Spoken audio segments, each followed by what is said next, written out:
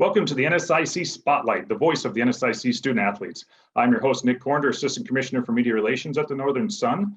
Today, we are joined by the reigning NSIC South Division Men's Basketball Player of the Week, Augustana's Tyler Riemersma. Tyler, welcome to the Spotlight. Thanks for having me. All right, before we get to any basketball questions, tell us a little bit about yourself. I grew up in Bloomington, Minnesota. That's home for me. Went to the Naval Academy for my freshman year, then transferred here to Augie. Been here for the last 3 years. I'm majoring in data science. Data science. All right. So basketball, we're back. First weekend of basketball is in the books. You waited and worked a long time to get back out on the court. How did it feel to finally get out there and compete? It was awesome just to be able to go against people that weren't our teammates. We've been practicing against each other for months, so that was definitely nice. And just be able to go out there and put out a really high quality product for our fans to watch online and just show kind of that work that we've been putting in. Yeah, you got off with a weekend sweep, knocking off a talented MSU Moorhead team on the road. What was it that put the Vikings over the top in these two contests this weekend? I think it was just our energy. You could see it on our bench, 1 through 12, we were right there.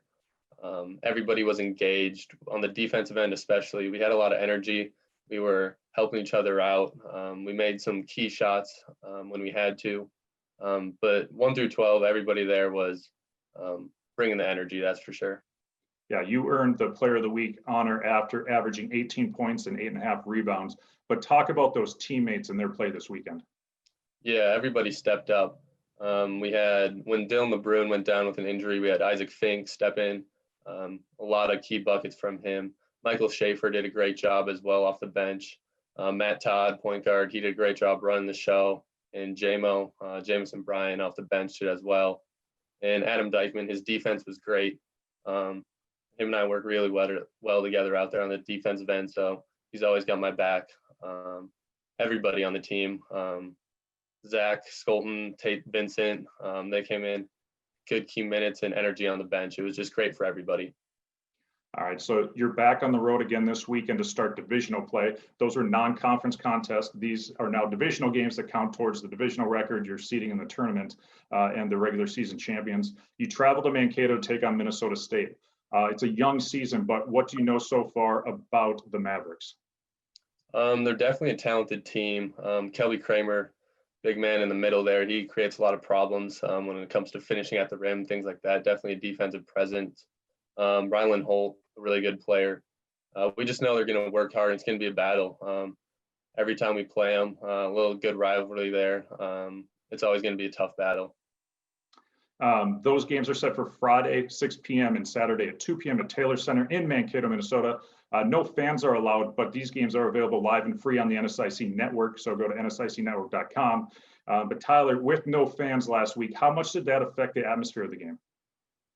It didn't affect it as much as I thought it would. It was definitely weird for the first couple minutes, but once you figure it out, kind of, our team brought a lot of energy, like I've said before. And it's just kind of weird. You can hear everything, what the coaches say, refs say, players say. Nothing's going to slip by anybody, so you just got to watch what you say sometimes. But it was definitely a lot of fun just to be out there, just our team there. That's really it. That's who we had. So it was weird, but we were able to make the best of it. Excellent. As we mentioned before, the scheduling for this year has you playing the same team on back-to-back days. Now, it's not different to play back-to-back nights, but now you're playing the same team back-to-back nights. What are your thoughts on this kind of this style and what it's like to play the same team 2 days in a row? It definitely allows us to get more in-depth scout. We can prepare that whole week for just one team instead of two like before, and we're able to make adjustments. We can look at the film after that first game, see what we can do both offensively and defensively to improve for the next day. So it just allowed us to get a much better scout and know the player personnel a lot more. Excellent. So before we let you go, a couple more personal questions. You're a senior at Augie this year. What are your plans for next year and down the road?